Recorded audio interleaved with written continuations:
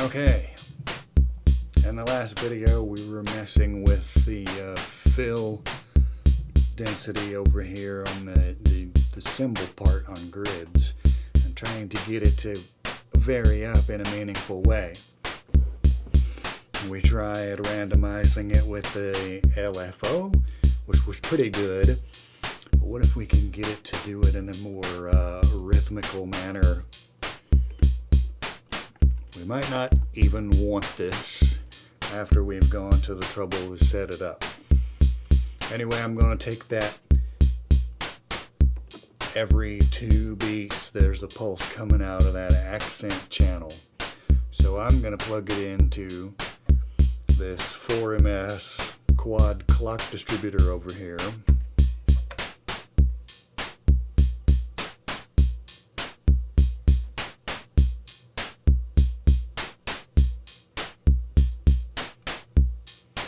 Now, all of these, it's got 4 clock dividers, and they're all running in sync with that signal. And I will just take one of them out from there and plug it into the gate on my ADSR. Now, it's triggering once every 2 beats. So how's that going to work for us? Let's see.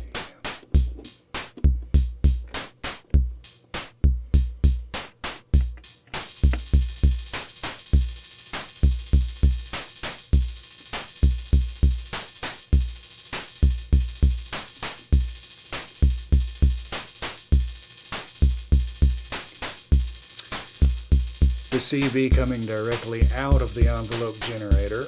It's way too hot and it's pushing that up into ridiculously fast areas. So we'll want to take that out of there and attenuate it.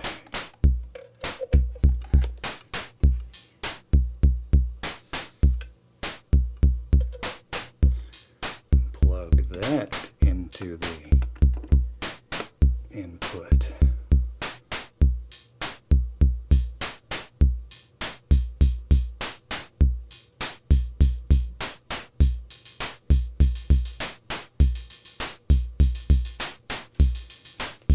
But it's still every 2 beats. If we want to make it longer, that's what the clock distributor is for. I can turn this down, divide it in half, so that pulse comes half as often.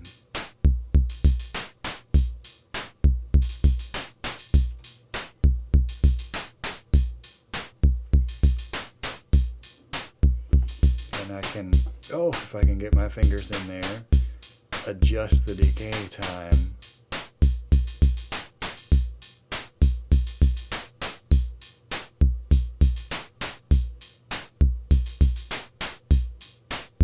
So that it takes about the length of that period to fully decay.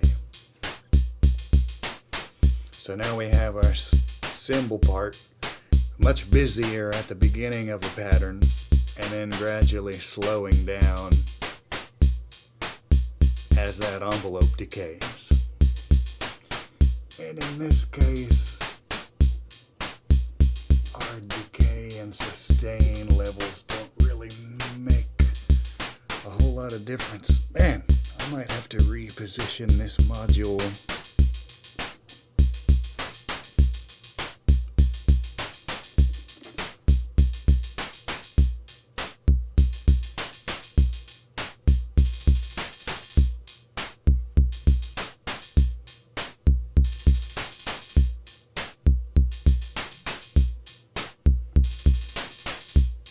Because those knobs are hard to reach. It's staying high for a really long time. Oh, that's because this puts out a square wave and the period it is equal to exactly half of the cycle time.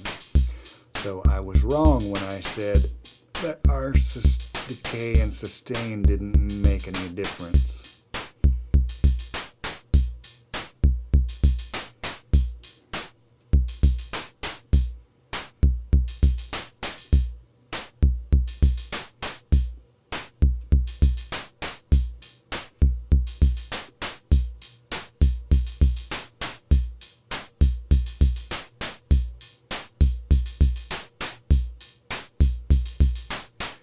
Because release is how fast the signal drops when the gate closes, and decay is how fast the signal drops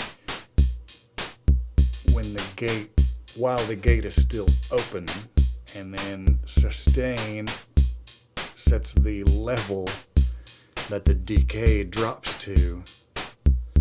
So, yep, you got 4 stages: on and off. Your gate is just on and off. Well, attack determines how long it takes for the signal to reach maximum after that on.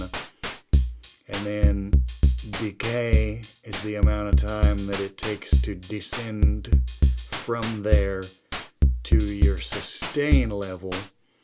And then when the gate closes, release is how long it takes for the signal to drop back down to 0 after that off event. So you got 4 things to control, as opposed to these really simple decay envelopes, where on skis there's just one parameter, the decay time. That's it. Anyway, this is a little more interesting,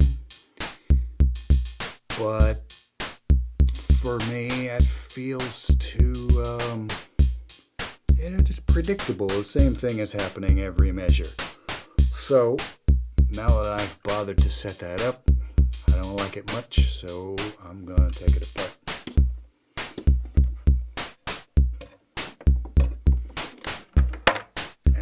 I think what I'm gonna do is use an LFO.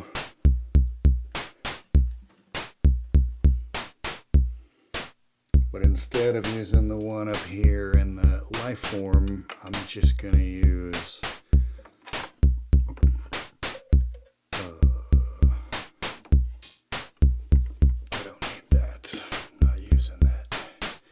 Instead of using the life form, I'm going to use one of these over here, because I might want that LFO to do something up top later. So I'll use one of these EMW LFOs. Actually, wait a minute. Those are close enough together. I can use a short cable for that. This goes here. My attenuator out to that, and then the LFO output to this.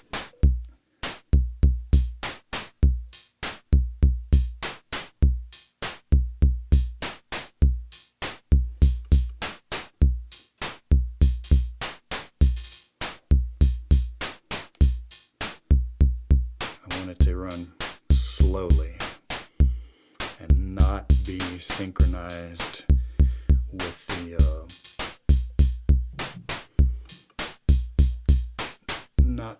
necessarily be synchronized with this pattern, so that I get some sort of like random variations.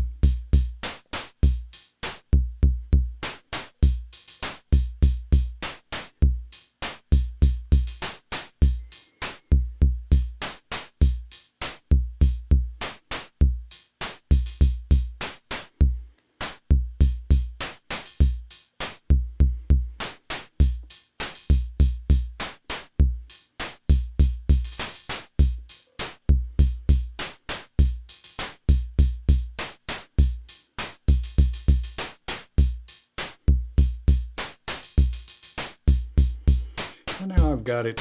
Yeah, that's not too bad. It doesn't stay silent for too long, and it doesn't go like completely bonkers.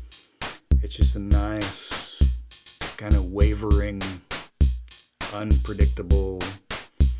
We'll leave it there for now. And this video is hit 10 minutes, so here's where we'll stop. Until next time.